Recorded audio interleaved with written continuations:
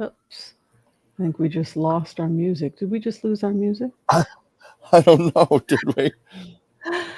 Yeah, Ah, hold come on, on. hold on. You see, that's how I am these days. People want to Oh, come in with a little bit of music, and instead they're getting coming in with us.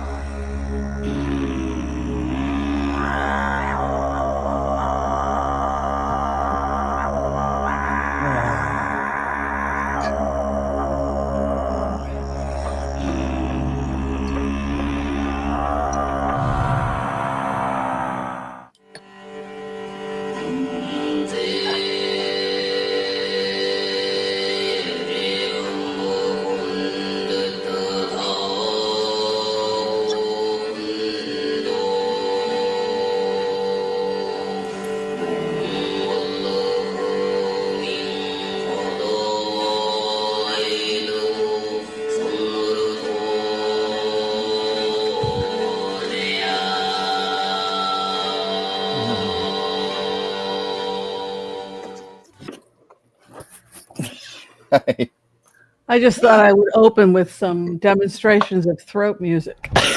Throat music is interesting because hmm. I'd been looking at it earlier today, the throat music, and Yeah, just how much we can do with our voice that in the West we don't really do.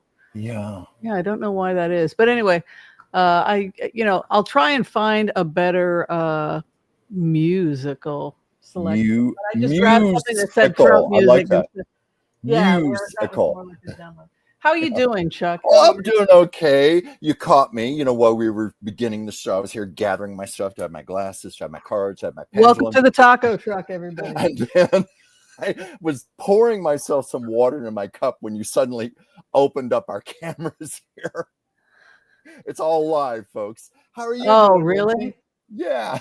Well, I'm drinking tea, and Mhm. we were going live, and it hadn't boiled all the way, and I was like, Oh, "Forget it, we got to go live. We're running late." It's so I just poured it. So that's like me. I usually make a little cup of espresso before we go on, just to wake it's up nice my and mind hot. a bit. It was All just I'm at the verge of boiling. I'm just having plain old water right now. Well, that's Water. revolutionary. How have you been? How's your week been? Did you finally get Uh, rid of that cold? I think I got rid of most of my I'm cough. feeling a lot better. I haven't been coughing. I Yeah, think I've I just lost had a most of my cough. tiny bit of residual, but it's been a busy week. In addition to all the usual stuff I work on, I mentioned the last show. I'm also, if I were to turn this camera around, you would see utter chaos in this apartment because I've got this idea in my head. I want to clear out this big hallway closet so I can actually use it as a closet, hang my clothes up and everything laid out. But that means taking out a lot of crap. You So got that's some what on your nose. I have something on my nose. Yep. Oh dear. Excuse me. We'll No, edit it out of the did I final. get it out? Yeah, you did. Okay, I was Not not gonna. really. I think there's something there Really? on Okay. your right nostril, I think it is. I don't know. Well, I don't know. It's gone. Either that or I was imagining it. I did not want to pick my nose in front of all of our Don't viewers. do So that. Don't no, do that. no, that's All not. right. Has everybody had a chance to get our amazing book of the month? It is Atlantis Falling, and it is written Mhm, by Adam Gabriel Steinmetz, mhm. and it's an exciting book. Hopefully, everyone has it. It is our book of the month for the great month of October. Yeah. In the beginning, there was the kind angelic beings of pure energy, deeply connected and infinitely empowered to create worlds. Yet the Mm, sensation of life on one of these worlds entices them into physical bodies. So it's a beautiful metaphysics. It gets into the fall of yeah. Atlantis, why Atlantis fell. I'm excited. Mhm. What do you think? Well, I mean, just a little bit I've gone into thus far. I've enjoyed, but the general theme I'm very excited about, like yourself. I You agree. and I think you and I both believe we had a least one lifetime in Atlantis. Absolutely. Yeah, You absolutely. know, everybody deserves at least one lifetime in the Cayman Islands. You That's a know, way of putting at it. least one lifetime at in a land full of canaries. Mm-hmm. You know.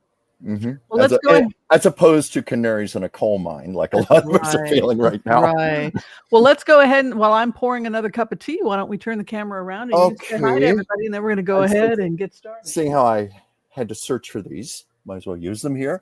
So let me go back here. I've got to go to the top of the comments here. We have our wonderful Gigi Pardo Lord, Sally Joe, our floor director, Joel Tilson, Intuitive Kathy, a lot of friends here.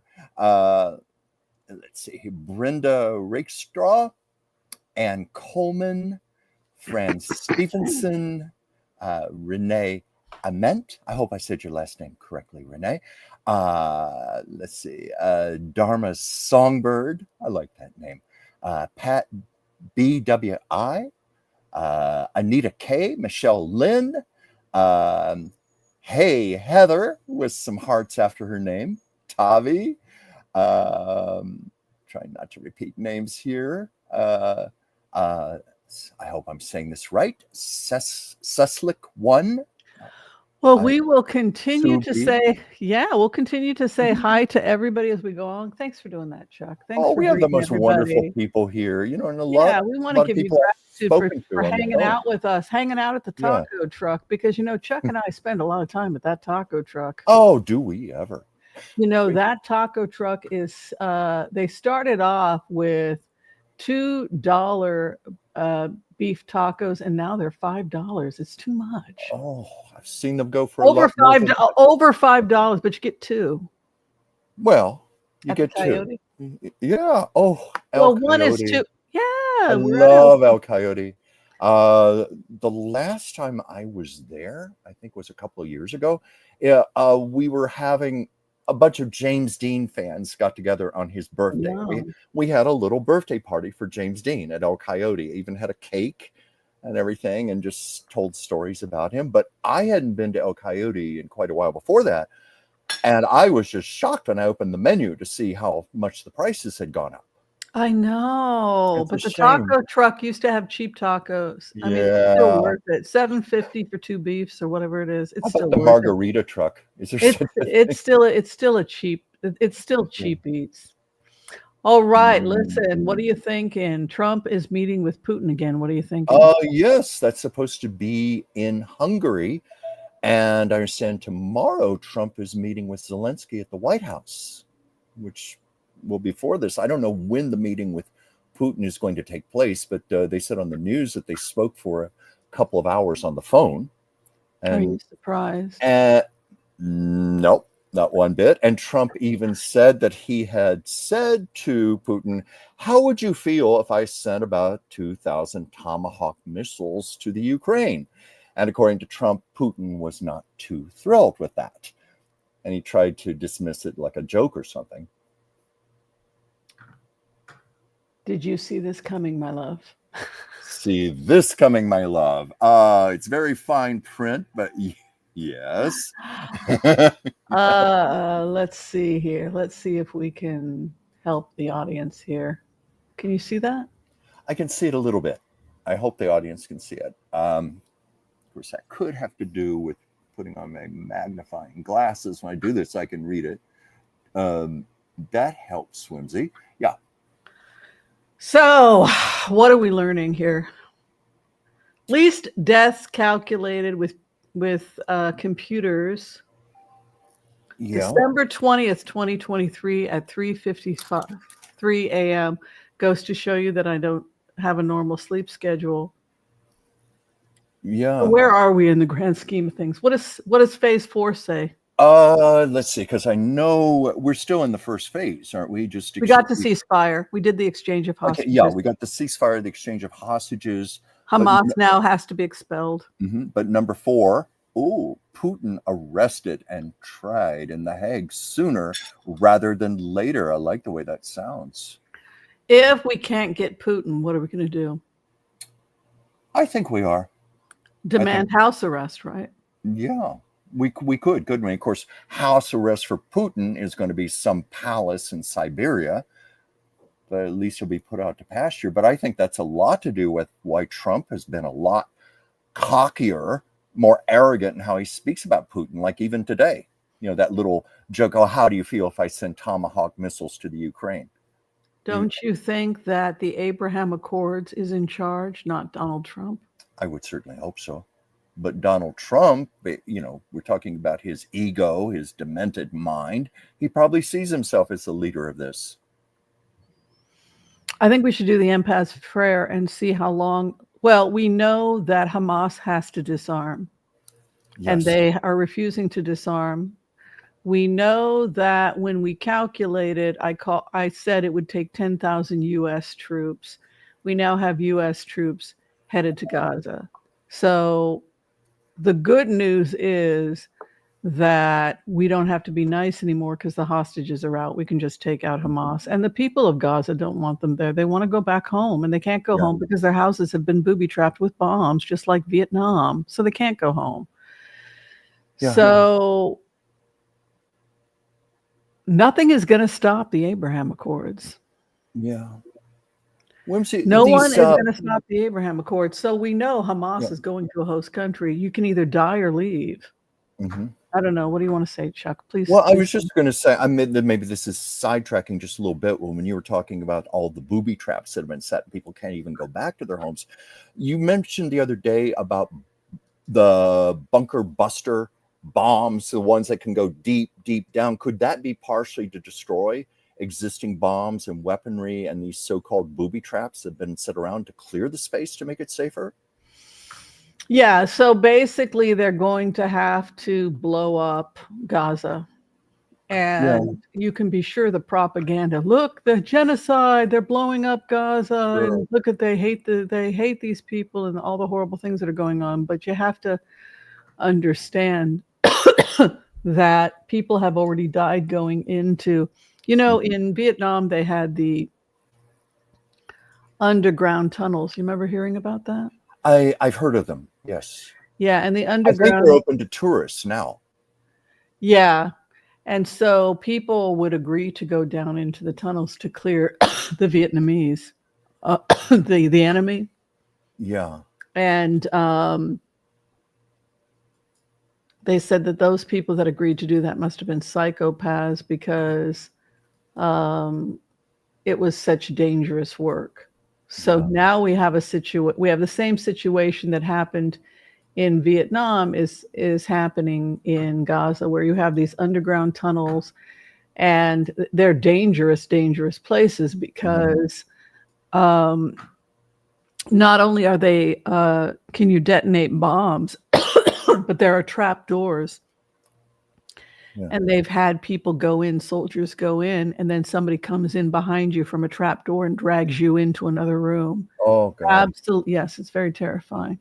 That is. So this was adopted. We've run it through fingerprint analysis. We now know that this is this was the bones of about 85% of what they signed up for. So let's take a look at what we've gotten to. Mm-hmm. Let's see what the math tells us. The math tells us that they're going to kick them out. Meaning Putin. Well, Putin is fourth on the list. Okay. Right now, we're still at phase 2. We're at phase 2, and we're kicking these people out. And the global trade, if you look at the global trade results, and I think why do we know for sure that Putin is leaving? And we have no doubt that Putin is leaving because we've crunched the money. And when you have that type of money and you have somebody like this getting in the way of a $350 billion trade deal, no, he's going to go. Yeah. So ultimately, it comes down to money. It always comes down to money. And this is something that I want to explain to my fellow peace activists, because I'm a peace activist and my life's work has been trying to create peace. But people will fight for peace when they think that there's a lot of money on the line. Mm-hmm. And the only way you could get all these people to agree to this is if they knew how much money they were going to get. Yeah. They're only having to put in for the profits. The profit margin was 20 billion from international funding, and they would get back 350 billion. Oh, 35 to 45 billion for the initial. They're going to get United Nations will pledge 5 to 7 billion. Yeah. So the point is that, oh, here's the phases, by the way. First quarter. Yeah. Second quarter. This is how they negotiated it. Where are we at? Third quarter, launch micro districts and transport network. Yeah. Implement bedrock. So basically, Trump threw. Look, if you understand this, you understand why Trump has thrown this guy to the wolves. You ain't got no money. You ain't got no country. You ain't got nothing. You're just a loser, right? Mm-hmm. So who's paying Trump right now? Saudi Arabia, Qatar, Israel, the Italy, France. They want a piece of that new trade route, which is what we talked about the last time we got together, right? So they have agreed to take out Putin because he's in the way. Yeah. How much do you think Trump is personally profiting from all of this? Well, I would love to profit from this. Yes, I know you would. You deserve to profit from it.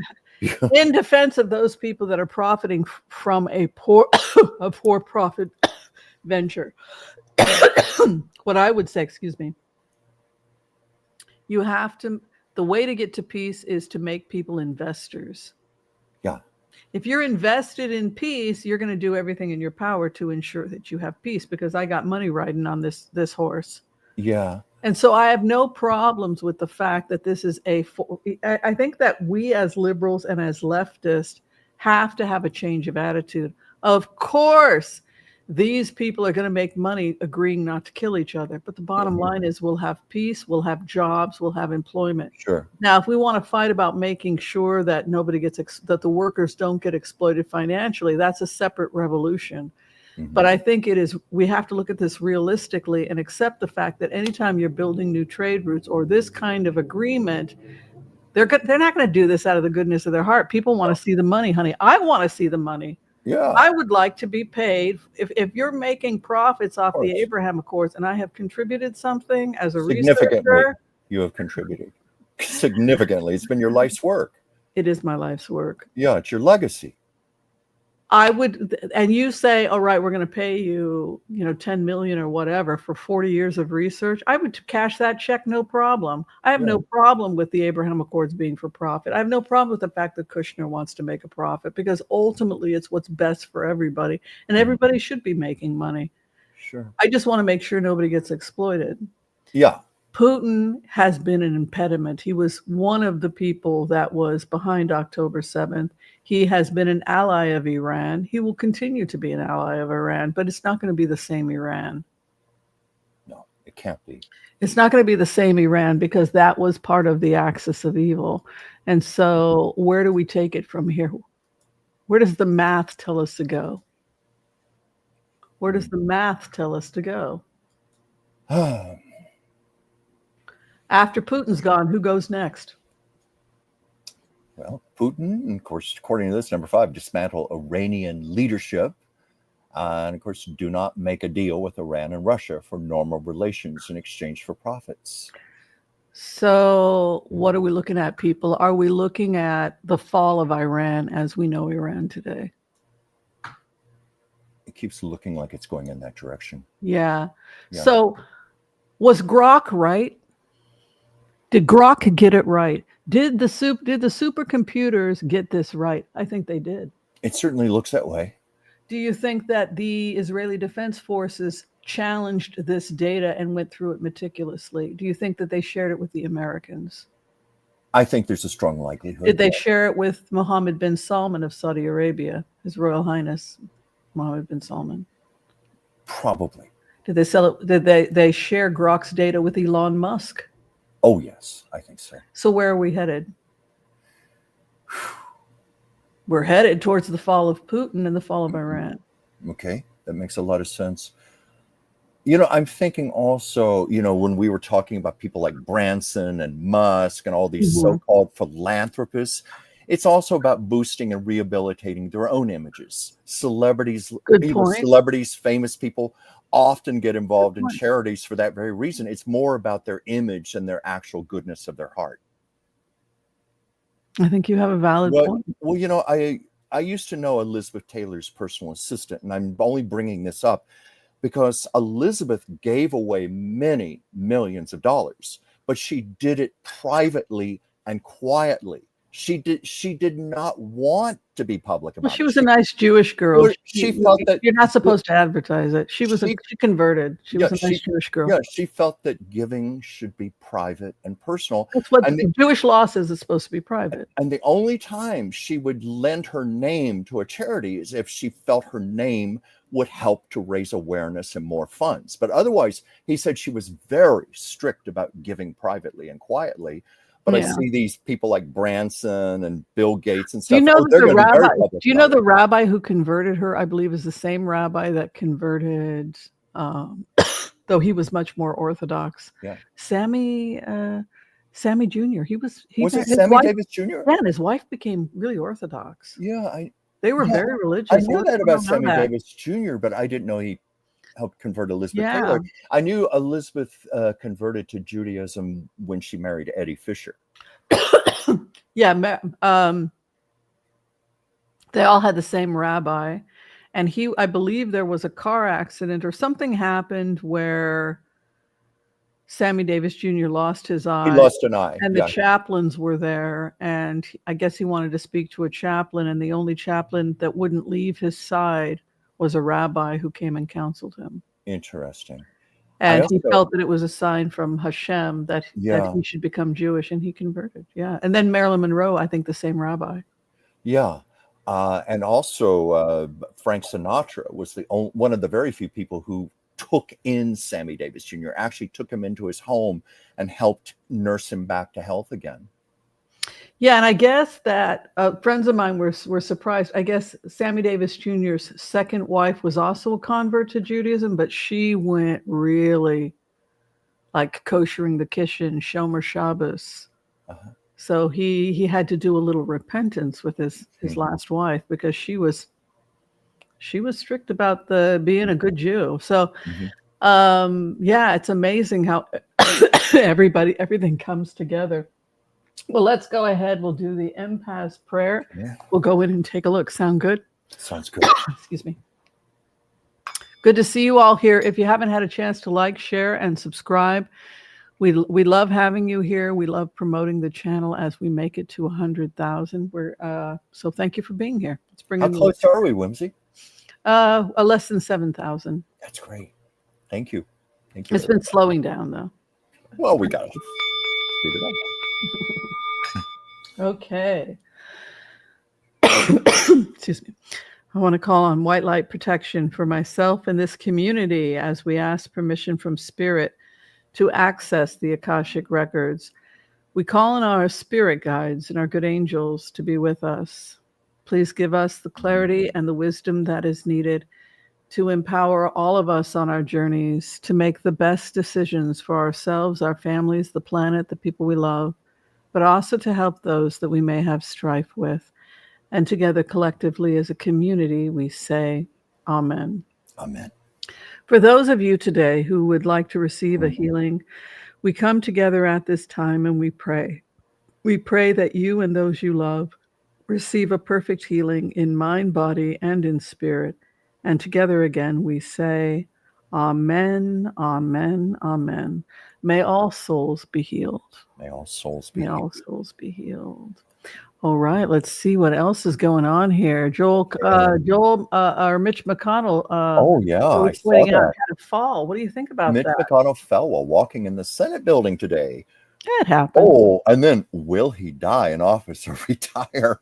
Let's take a look at the future of Mitch McConnell. But I saw that, and I think it was because somebody confronted him about the the government being shut down. What are you going to do about this or something? And he ignored the person and then went around and hit the side of a desk or something and then fell over.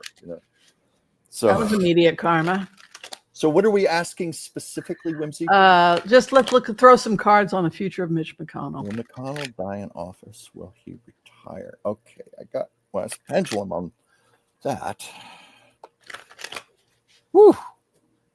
He's a good little turtle. Surprises me what jumps out.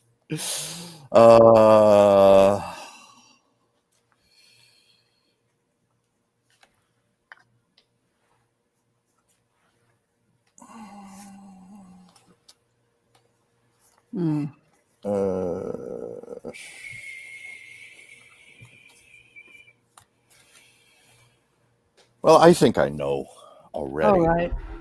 Because I pendulum, I asked, will he die in office? Got no. Got he will retire. And a lot of this is not surprising. He's having to face a lot of decisions right now because, in his mind's eye, he still has a big purpose. It may not be a purpose we agree with, but in his eyes, it's a purpose. And he's very much about that. And he's got decisions, but his physical body, that's why I said I'm sometimes surprised what jumps out of the deck. Physical body, decisions, and of course, the last card, shadow, big shadow over him right now. And then when I put it to the pendulum, I got he is going to have to retire soon, but I don't think he's going to die in office. Two of Swords, unbelievably stubborn, refuses to listen to anybody. Yeah. This is the Two of Swords energy. Let me do my job. His opposition is his word. Yeah. He suffers from Greek. Every time I go into his energy. Yeah. It's all about the courts. It's all about the courts. Yeah. And his final outcome looks like senility. So that tells me he'll be around for a really, really long time. Yeah. But you feel he will eventually retire. Are you? Yeah, I think he's going to retire. I think he'll be able to finish it up. Yeah. But I don't know if I don't see him. I gotta mute this. Yeah. I don't see him dying. I see him retiring. Final outcome is lunacy. That means he's gonna live a long life if he's gonna go senile. Oh God. Or loony. Yeah. So he will probably finish up and then just move on and just become another old guy babbling to himself. Mm-hmm. Which is probably the best it could turn out. Best for us anyway. Just get him off the stage. But yeah, when I got the card about purpose and you got that about stubbornness, that's what I think he's so stubborn. He so believes he's in the right here and he's just clinging on with everything he's got. But his physical body is just giving out. Mm-hmm. According to you, his mind is going. And some of us would say his mind went a long time ago, but that's just opinion, folks. As many of you know, Katie Johnson has been back in the news. And for many of you who don't know who Katie Johnson is a woman who accused Donald Trump of rape. She claimed that she was raped at the age of 12 or 13 years old at an Epstein party. Now, there's been a follow-up investigation on her, and it appears that she's gone missing and nobody knows where she is. Yes, please go ahead. Nothing. I was just saying that's so intriguing. I didn't mean to interrupt you. Yeah, so we don't know where she is. Fascination around Katie Johnson because she's never come forward again. And so I had to keep digging. So I called the lawyers. I called Lisa Bloom. She didn't get back to me. I called Thomas Meagher. He didn't get back to me. I reached out to Evan Goldman. He didn't get back to me. But I did hear from one of Katie Johnson's lawyers, Cheney Mason. And he spoke to me for the first time in a decade, nearly a decade. He is telling the story of his client as much as he can tell. There's no doubt in my mind that she told the truth of everything that's in her lawsuit, period. That's right. He said, there is no doubt in my mind she told the truth. Now, Katie Johnson, it's almost a mythical figure at this point because she has never come forward again. I have never met her. I am not planning to go find her. I think if she wants to come forward, that's up to her. Yeah. You want to talk about it? Well, I know, she had planned to hold a press conference back in 2016, and she had to cancel it, I think, at the last minute because her attorneys were citing threats to her safety. So it goes back to even then, that I would assume those threats have continued, and that's kept her silenced. But now some are speculating that she may not even be alive anymore. That's right. Yeah. So we have been asked if we would take time today to pray for Katie Johnson, but also just there's been a lot of questions that I've received, that we've both received, asking if we can see, first off, if she's alive. Where is she? Is she going to come back? I should have put it in the podcast advertise. I didn't even put it in the description. It was supposed to be in the description about Katie Johnson, but also just invite everybody else to contribute. Do you believe Katie Johnson was telling the truth? Maybe you don't believe her. Maybe she was just a grifter. Who knows? Her lawyer certainly believed she was telling the truth. Yeah. Any feelings about that, Chuck? Well, I know that, when she initially filed the lawsuit, weren't they referring to her as Jane Doe? Yes. In the beginning, they were even trying to protect her identity even then, because I think they were aware of the extreme danger around her.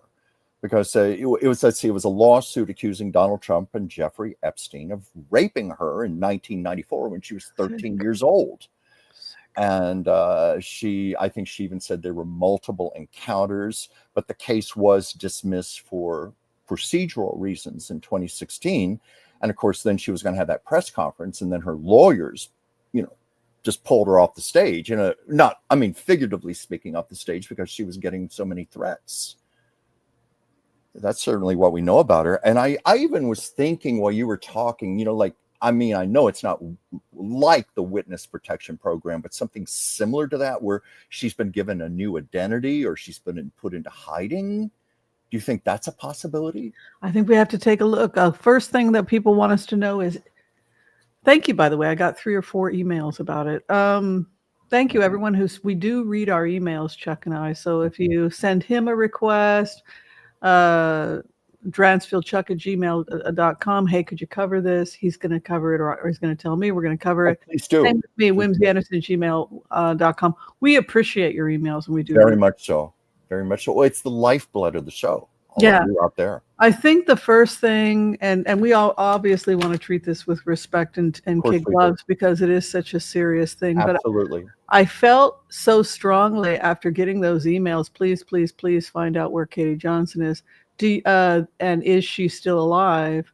I think that because it is, and the other reason I think that so many people contacted us about this, Chuck, was because the regular news is not covering it. And so they literally are coming to us and saying, if you talk about it, maybe other people will talk about it. Yeah, that astounds me that the news media is not even covering it. So you and I have to cover it.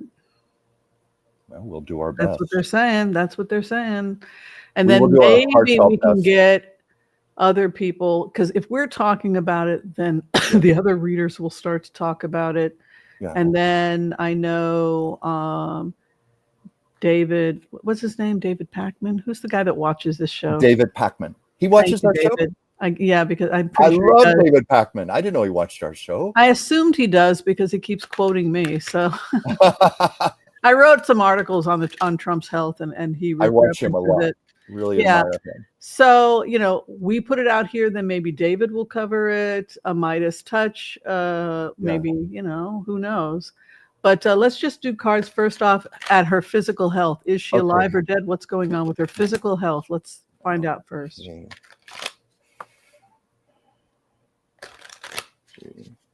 Is Katie Johnson alive? Is she alive? Is Katie Johnson alive?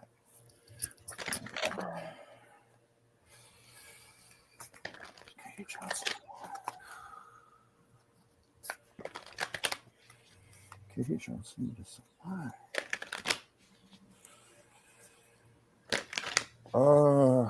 gosh, this is complex.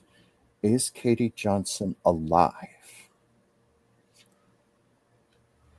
Whimsy, I seem to be getting she is alive, but I'm getting this is what intrigued me. The first card, solitude, meaning she's in hiding,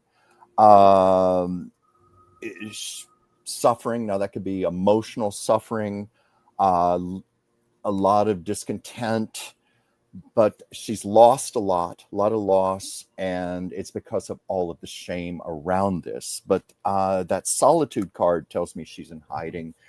I asked the pendulum several times. I got a yes that she is alive. Now, what did you get? I got that she is under the protection of women, and that women must learn to protect each other from these types of things, and that, you know, there are underground railroads for women who are trafficked, and that we women and people who are dedicated to the safety of women have to come together to make sure that these underground railroads, where we can slip important people from state to state, identity, we need allies to help, because this is like an underground railroad. So her 7th house is the celebration of women. She is in the comfort of the ladies. Okay. Her opposition, the high priestess. So eventually she's going to have to talk she doesn't want to talk to anybody. Yeah. That's why I was getting that hit, like something like witness protection program. Yeah, it's what it looks like. Yeah. You know, if Lisa Bloom is not cooperating and saying, sorry, I got nothing, my first thought would be, with a 3 of Cups, is like, Lisa, where are you hiding her? Mm-hmm. So it's cool, Lisa. Yeah. Is it Lisa is the person, slip out the back, Jack, make a new plan, Stan, you know, that is where Lisa is at. Like, I don't know. She just kind of disappeared. Yeah, I gotta say, they've done an extraordinary job when you consider this is what, about 9 years? I think that there are people in this world that care about women, and I think that they care about the safety of women, and I think that they work as lawyers, and I think they're going to do what they have to do to keep this person alive and safe. So I feel she's alive, I feel she's safe, and I think that she's being protected by people in positions of power. But the dark side of that is the high priestess, and the high priestess wants the truth to come out, so eventually she's going to have to come out and talk. Well, high priestess also symbolizes feminine power, right? But it's in her opposition. Her opposition? It's in the 8th house. Well, no, could you explain that, Whimsy? Why? Well, in a blitz, you have a 7th house, which is my environment. Yeah. And then the 8th house, which is the environment of the person I'm having a problem with. Mm-hmm. Then you have your hope and fear, and then you have your final outcome. So, so truth, judgment, the law coming out that's being suppressed. So that is, eventually she's going to have to talk. Yeah, she has. But her hopes and fears, 2 of Swords. This woman is terrified. She doesn't want to talk. She wants to move on. Oh, yeah. The bad thing that happened when she was young, she wants to move on. Oh, yeah. Because I was getting the cards like loss, suffering, shame. You know, I can tell it's a very bad position she's in, but you know, she's clearly extremely well protected. If she is so protected that even the news media has forgotten about her, you know, that's quite something. That's quite an achievement. Did they ever cover her in the first place? They've been protecting that's a good question. The orange blob for years. Yeah. If nothing else, to get exclusive interviews. Oh, I don't have a problem with you. Give me an exclusive interview. I never speak ill about you. Yeah. Give me an exclusive interview. That's interesting. You know, I would have to look back on news stories myself to see how much she was actually covered. But it's just so intriguing that she was about to give that press conference and her lawyers pulled her off quickly. Let's find out what's going on. Now the next throw, we're going to find out where she's at, what's happening, what's her future, is she coming out? Let's just look at her future cards. Okay. Now, I don't know if I can determine, are we going to try to determine an actual location or just... No. We don't want to put her life at risk. Oh, no. Oh, God, no. You're right. Thank you for saying that. You're right. I just realized how stupid that was when I... But, so what is it that we are searching for? What's her future? What's her future? Her future. Oh.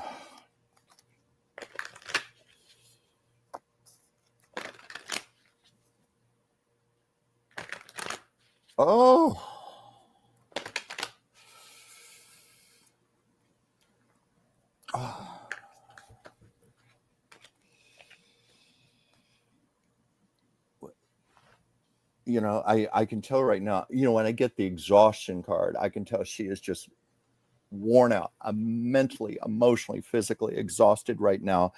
But this is ultimately going to be about her own self-esteem, her own self-worth, her own dignity, her own integrity. But there's going to be a lot of risk involved here. But she's going to be very much about her purpose and bringing forth the truth. And she is going to be met ultimately with grace.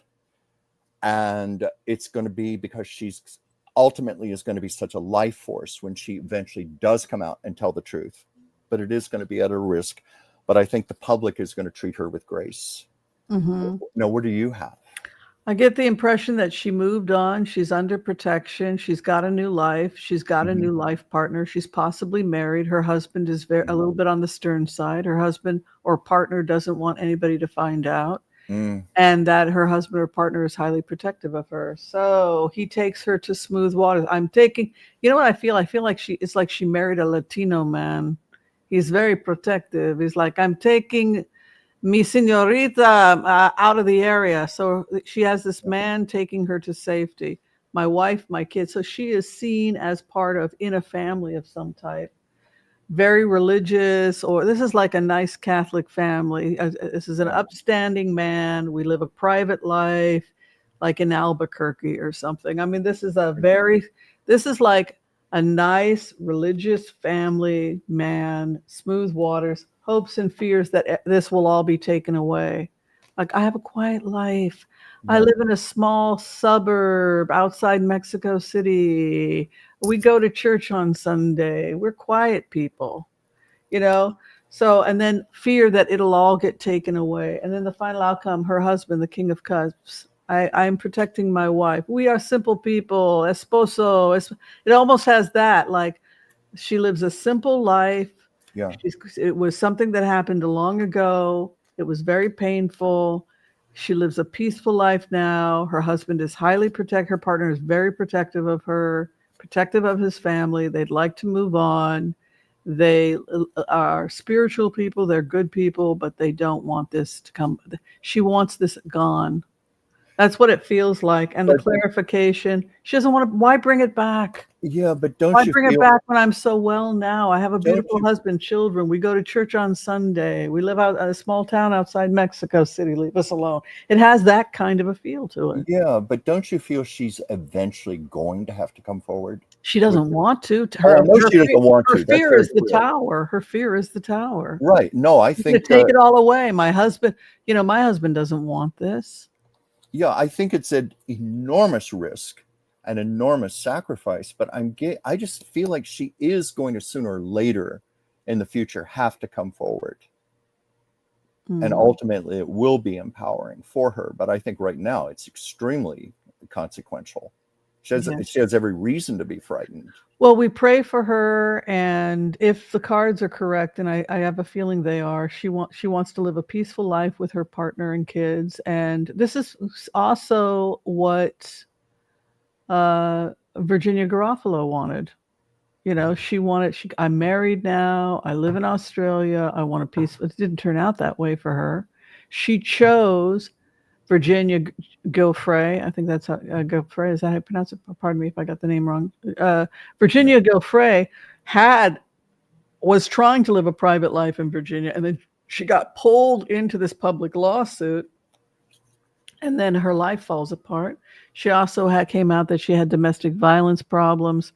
She had all kinds of problems, but what she wanted was just peace. She wanted to love her babies, be in peace in a small town in Australia, and that unfortunate. And so maybe when you look at the Akashic records for Katie Johnson, she sees what happened to Virginia Gaufrey, and like, really, do I want to come out and my husband, who's a private man, he doesn't want to be threatened. My kids, you're ruining my whole life. So I get where she's coming from. Yeah. I'm thinking of that movie with River Phoenix. What was it called? Running on Empty. Was that the film? And it was about how his parents were in the witness protection program and they had managed to raise a family and live a very quiet, simple life, and it had come to the point where they couldn't hide any longer. And I think it was partially because the son, River Phoenix, wanted to go to college or something. And I can't remember the circumstances. I haven't seen the movie in many years.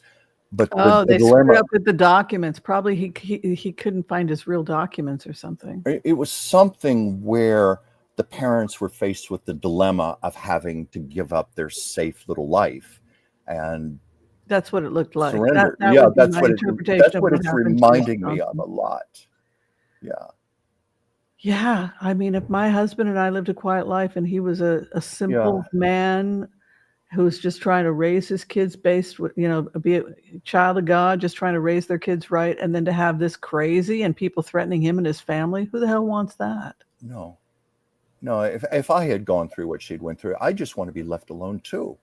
Yeah. Well, I think there are other ways to get back at Trump without disrupting her and her family. Yeah. Yeah. Yeah. Well, we shall pray for her. Pray for her. Yeah. Joel Tilson said Putin has put military forces inside Belarus near Poland. Was nuclear weapons included? Let's take a look.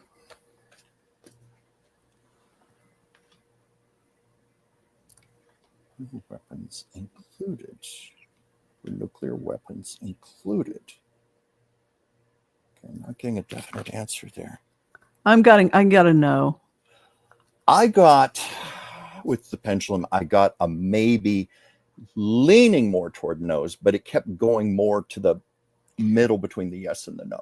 Does anybody know what happened to the Zaporizhia nuclear power plant? Did that thing get taken care of? I'm not sure. God. Maybe one of our viewers knows. Yeah, we should probably Google that. But yeah, so grief over it's a grief over the situation. And the truth comes out, negotiating a deal, a new beginning. So it was used as a negotiation tactic rather than anything like no, it wasn't nuclears. It was anyway. What did you see?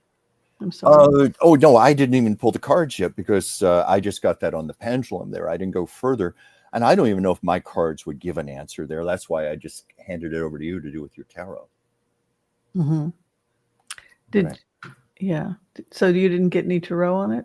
No. Well, I use oracle cards here, and I didn't pull anything on it because I just used the pendulum, and I got that maybe leaning toward the no. And then you said that you were getting a firm no, and you already had your cards, so I just thought I'd just let you take it from there because I knew you'd be a lot more specific than I could be. Right.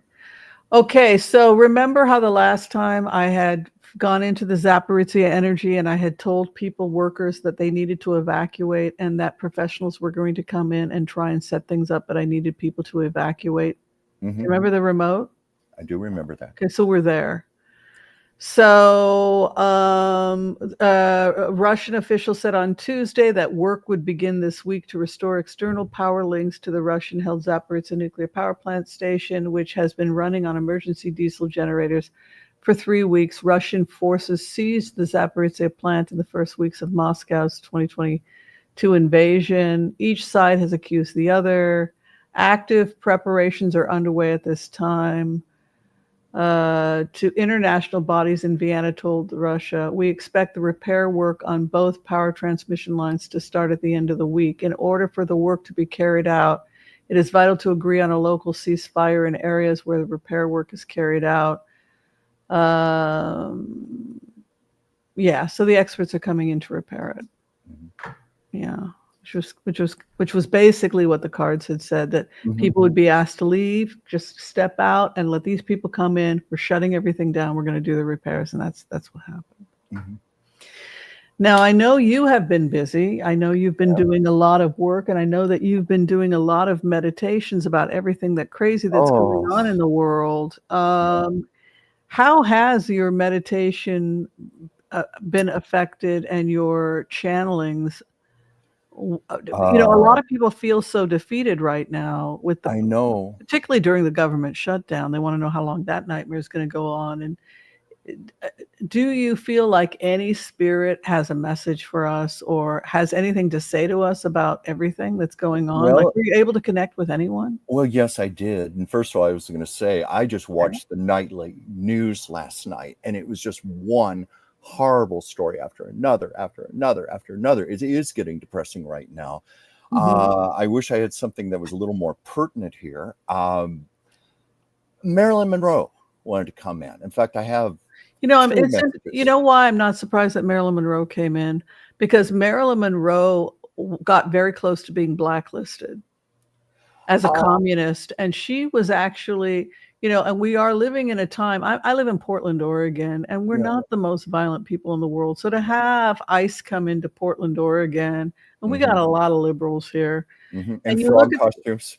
and frog costumes. Yeah. But you look at something like Marilyn Monroe, that, you know, arch enemy number one, Marilyn Monroe. People make jokes about it, and Well, it was never that.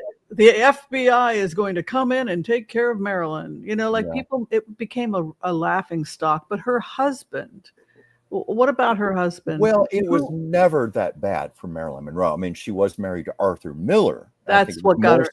Is that what got her in trouble? Was that what got her? Well, Marilyn was never really in that kind of trouble. It was Arthur Miller. But, you know, she married Arthur Miller a few years after the fact. I think you're thinking of Lucille Ball.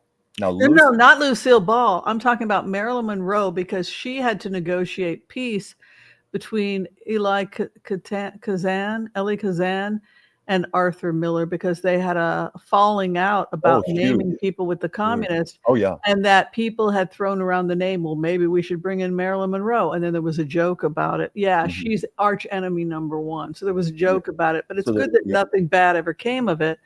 But her husband was in trouble. Oh, yeah, he definitely was. And it is true. There were people who did name names, like Elia Kazan. You may recall a few years ago, I don't know how many years ago it was, he was given an honorary Oscar. And there were people at the Oscar ceremony big stars who refused to stand up. They sat there with their arms folded. Some were booing him because he had named names. And that's not cool. You know, Lucille Ball, you know, she's probably the biggest star who almost lost her career. That's why I thought maybe you were talking about that, because I had that message from Lucy a few weeks ago about how if they can do this to me, they can do this to you. You know, because she almost lost everything she had. Desi almost lost everything. In the case of Marilyn Monroe, it was more the joke was death by association because of who her husband was. That's often the case. In fact, we were talking about, you know, when Robert Redford died, the movie The Way We Were. That was the plot point. That's where they cut part of it out of the movie and put it back in. The real reason they broke up was because he was a Hollywood screenwriter, and Katie had been a communist during the 1930s when she was in college, and now this was coming back to haunt him, and it would have brought down his career, you know, being married to her. So they had to divorce. And that was revealed in the 2-minute clip that they restored back to the film and made the film suddenly make a lot of sense. But there were many cases like that, you know, and I've talked to people who had their lives ruined during the McCarthy era. You know, it was when I was researching the story of Lucy and how she almost lost everything because of communist accusation. But you're right, Marilyn Monroe, I mean, she could have been devastated. She was the #1 female star in Hollywood at the time. But I think by the time she married Arthur Miller, I believe it was about 1957 or so, and the environment had changed quite a bit by that point. But I did have a message from her in regards to female energy. We had been talking about this recently on some other shows. And, you know, and people ask me, well, how do you know this is authentic? And I've told you some of these souls like Marilyn have come to me for over 30 years. And more often than not, it's just personal advice, very low key, almost motherly sometimes. And when I first contacted Marilyn, that's how she came in. And I've got like 2 or 3 paragraphs here I'm not going to read on the air because it's my personal business that she was bringing up. But it was enough for me to recognize her personality on it, to know it was her coming through. And so I'm going to skip through some of that. And, you know, my method for channeling is I just sit with a journal and a fountain pen, and I get very, very quiet. and just listen for here, and words start coming out. And when I read it back, the words make sentences, the personality of the person comes through. So that's how I further authenticate. But this is what I got from Marilyn, skipping over the personal stuff first. She said, "You want another public statement from me for your show? Well, thank you for giving me a voice and a platform. Let me think about what I wish to discuss." And then she went away for a few minutes and came back, and she said, "Female energy, female harmony is moving in to rescue the planet.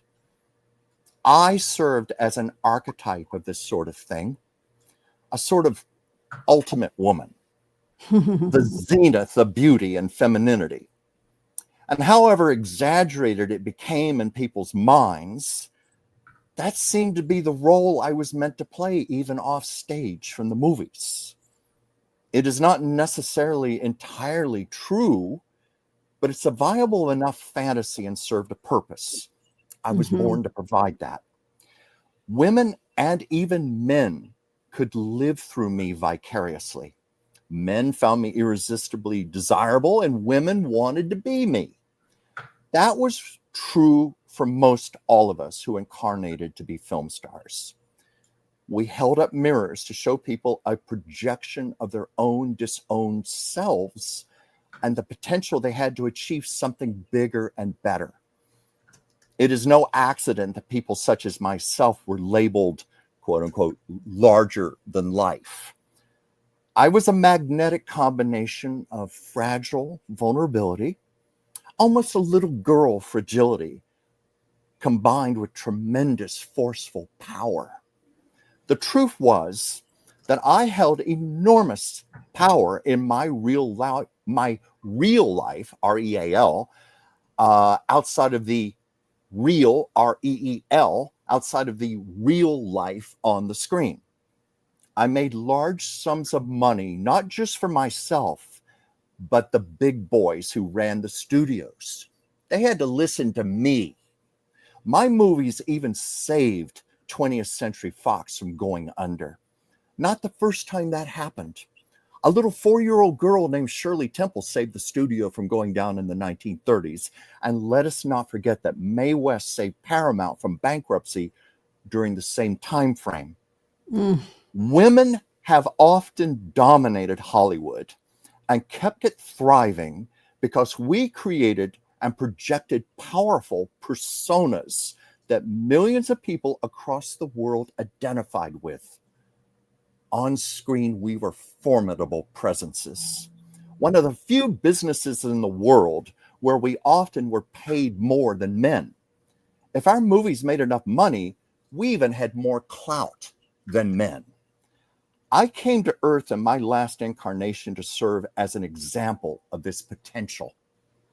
The global dominance and influence that a woman is capable of achieving and wielding through the use of her gentle but powerful feminine energy. If I may please be so immodest, I was one of the greatest masters in accomplishing this feat. That's what she said. Yes. What was that? Say it again. Say it again. If I may please be so immodest, I was one of the greatest masters in accomplishing this feat. That's what she said. Yes, it is true. There was much more that I could have and should have done, but it was a power within myself that I did not completely understand, even for myself. At times, it was just too much to contain within my own vessel. In another lifetime, perhaps I will be better equipped to handle it. Just the same, I made an enormous mark that I remain deeply proud of. It was innately within me. Anyway, that's the message I got from Marilyn. What do you think? I like the fact that she's talking about that, because the innate power that she's talking about exists in all, in it's a part of who she was, and she was able to connect with it, but she was also able to market it. But yes, exactly. Really, she's very self-aware. Yeah, I like that you said that also, that she was very self-aware. Extremely. Rather than a victim. Yeah, she's I didn't mean to interrupt you, Go ahead. Whimsy, but No, I've that was go gotten ahead. that message many times when I have channeled Marilyn. I don't get that victim. You know, that the way all the biographies like to play our poor little victim Marilyn. I get street smarts. That's what I always get from Marilyn. This was somebody who was tough and knew how to get to the top of a very, very tough business and stay there. Not that it didn't eventually destroy her, but she got there. And I'm sorry, you were saying, Whimsy. No, I think that we have different archetypes, and she represented those. Yeah. But the She was definitely an wounded archetype. child, she played the wounded child. Mm-hmm. And but in the end, I like that she reinvented herself as, no, I was a working actor and I was paid a shitload of money to play this character, and I was very self-aware and I knew precisely what I was doing. You know, she developed that character with Strasberg. It took years to develop that character. She marketed that character. She had writers writing to create that character. She was very much, she did not see herself as a victim. And I think there's a lesson there for all of us. Well, there's a very famous story. She was walking through Central Park with Susan Strasberg, and Susan Strasberg told the story. Marilyn just said, "Do you want to see me become her?" Yeah, and she just kind of let her hair down, took her sunglasses off, and just made this little Paula said it was a subtle little internal adjustment, but it was like she turned on a light bulb, and all of a sudden people started gravitating and crowds started forming around her. That was the power Marilyn had, and she damn well knew it and knew how to use it. Yeah. What do we got here? Oh, Intuitive Kathy, please check on the safety of the Young Kings rallies with respect to NSPM 7 surveillance.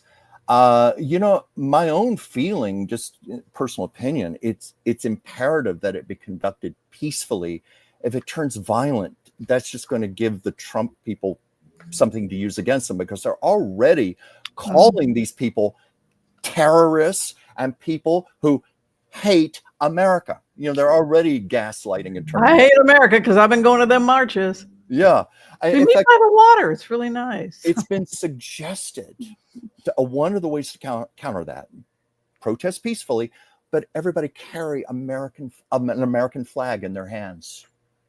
You know, right, I am an American. Yes, I do. There's a lot of great stuff about this country. We don't let the dream of John and Abigail die.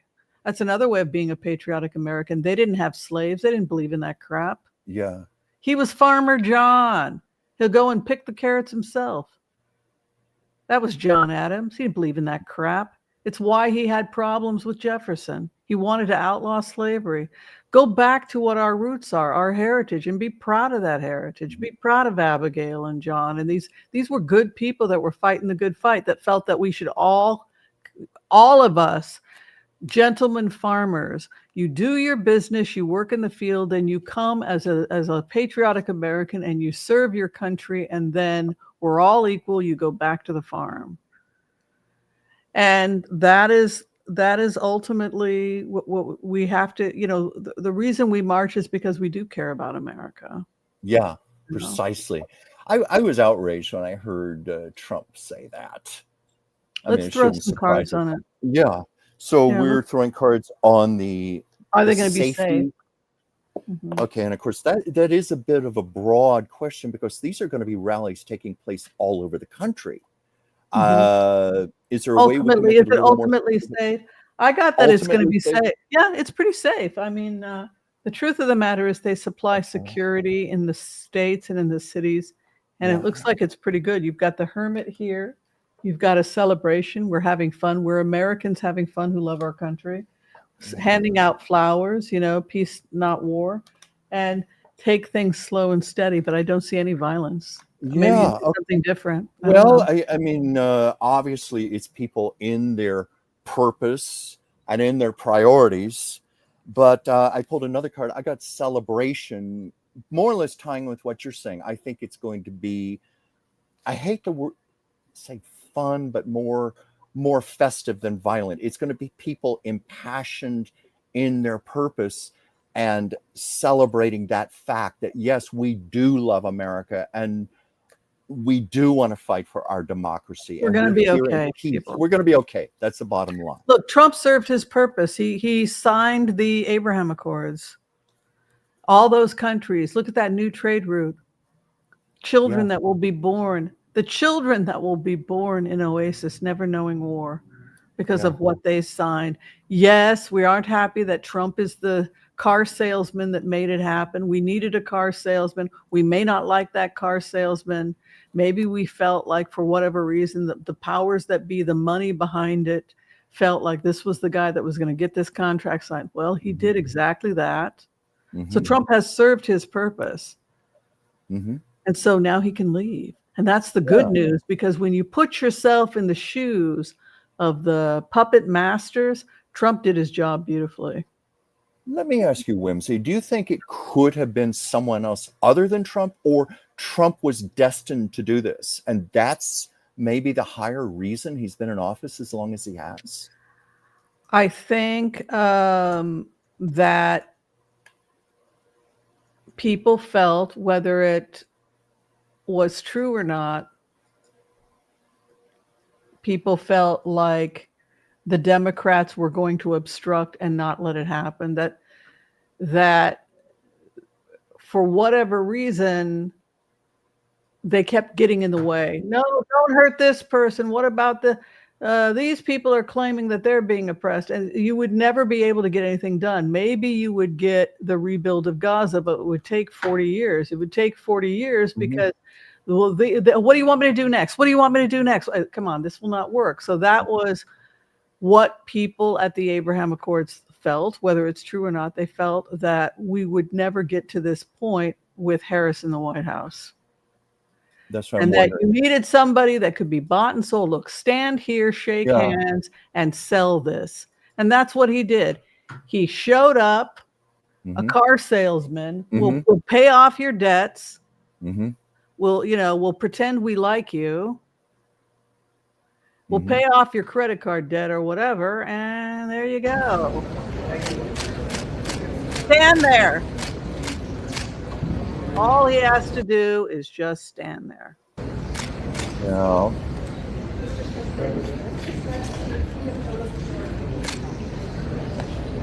There's Jordan. There's the king of Jordan. Yeah. They're all agreeing that there will be peace now between Israel and all these countries. And this is the guy that he didn't create the 20 points. Let's be clear about it. This is the car salesman, because we wanted somebody that was going to get out of the way. So there's Jordan.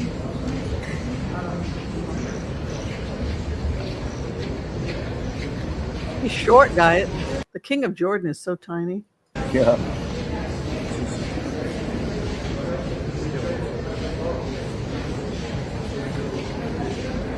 How little he is. Yeah.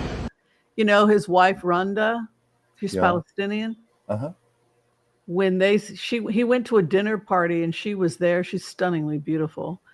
And he took one look at her and said, "That's my wife." She felt absolutely, she was like, he seems like a nice guy. But no, he thought, this is my wife, man. I'm gonna snatch that puppy up.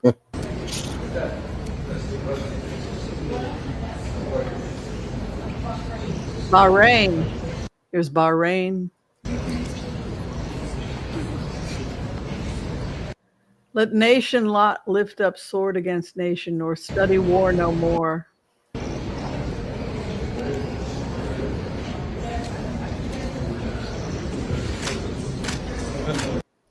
So, I mean, I guess that's the ultimate question.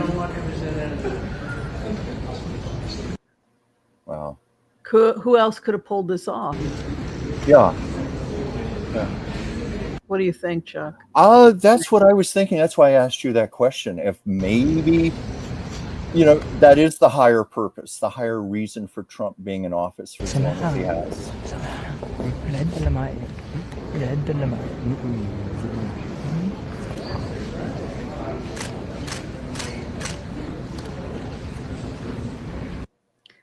I leave it. I'm not going to tell anybody else how to feel about any of this, because I feel that it's ultimately up to you guys.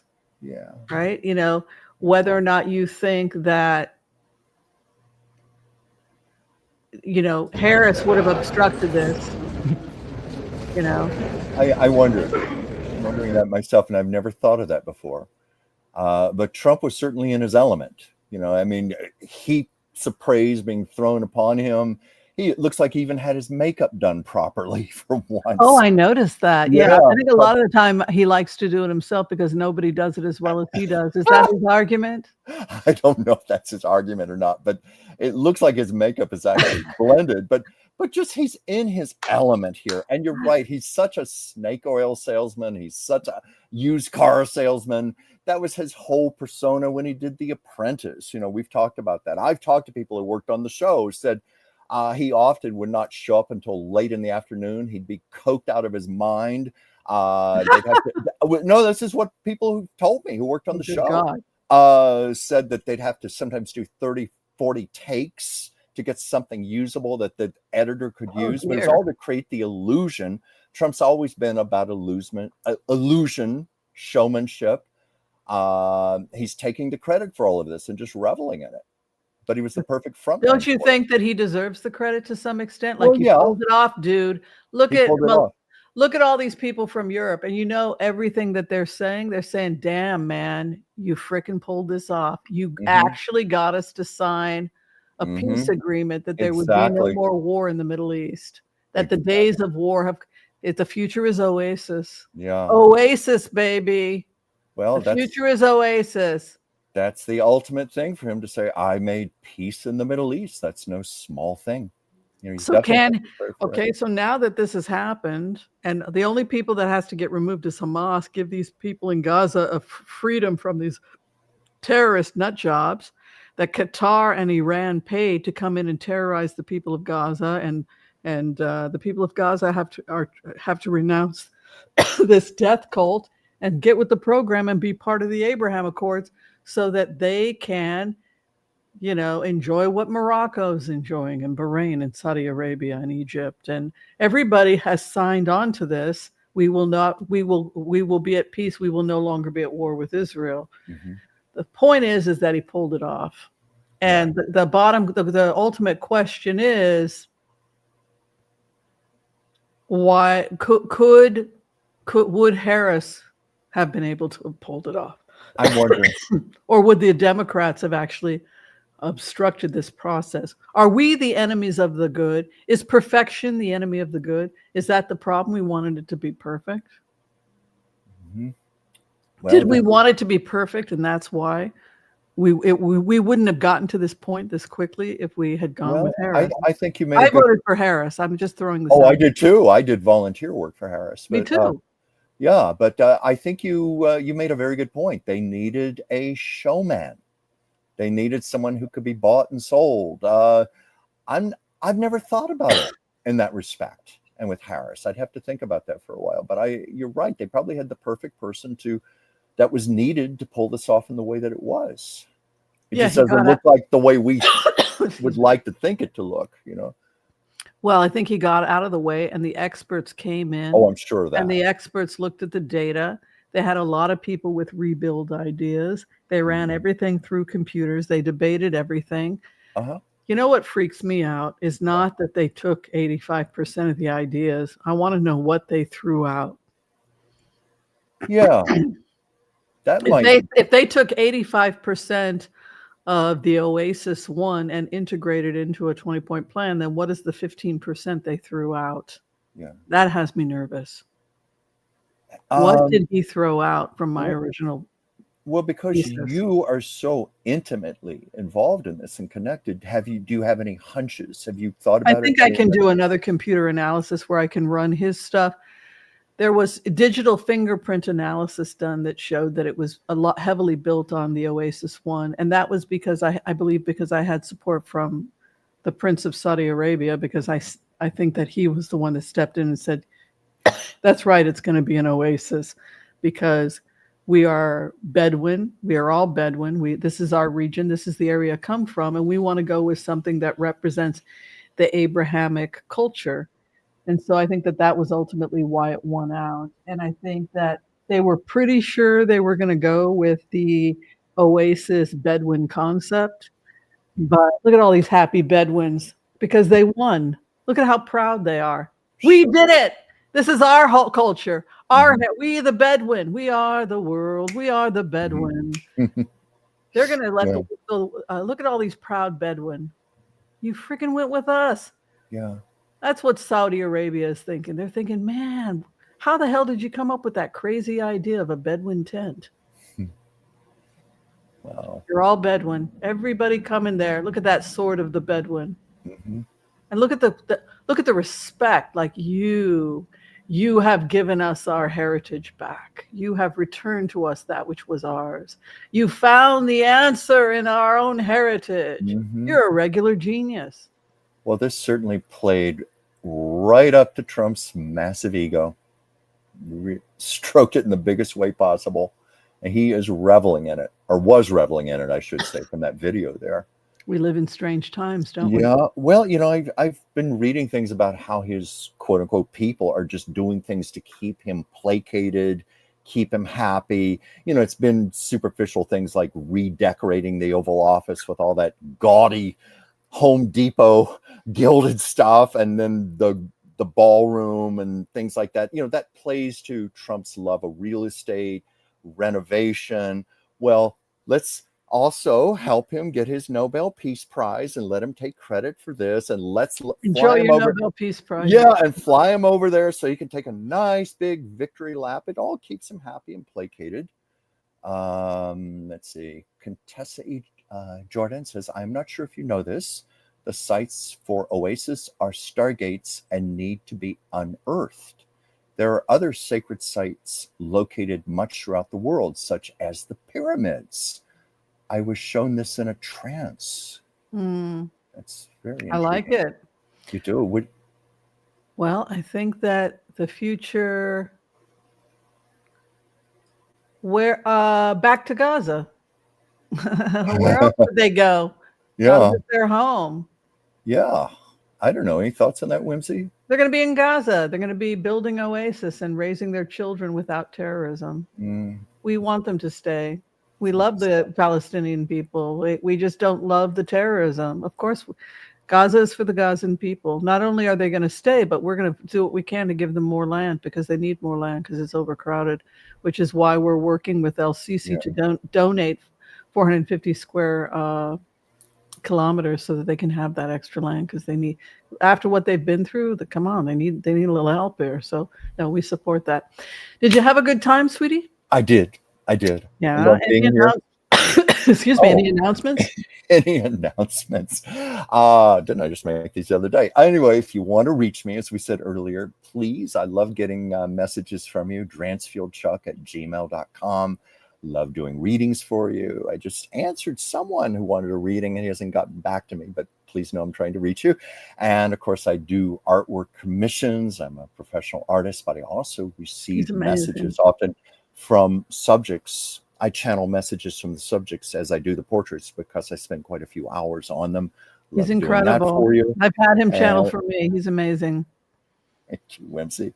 And you also channeled my cat, and you got her down. He actually communicated with my cat. He did a face like, "Wow, that is he's saying your own cat. That cat thinks for herself." Oh. All right. And if you would like to have a reading with me, you can find all that information below. You can book me through a Booksy. I think we are out of here because I have a 6:30 patient. All right. You guys are amazing. Thank you for all your love and support. Be kind to all, so that all will be kind to you too. Okay. See you next Tuesday. God bless. There are no settlements in Gaza. Obviously, there's a little bit of a learning curve there, sweetie. And but that's okay. You're going to catch up. All right. Be kind to all so that all will be kind to you too. God bless. Keep peace out. We'll see you next time. Thank you, everybody. See you next time. Goodbye. Thank you.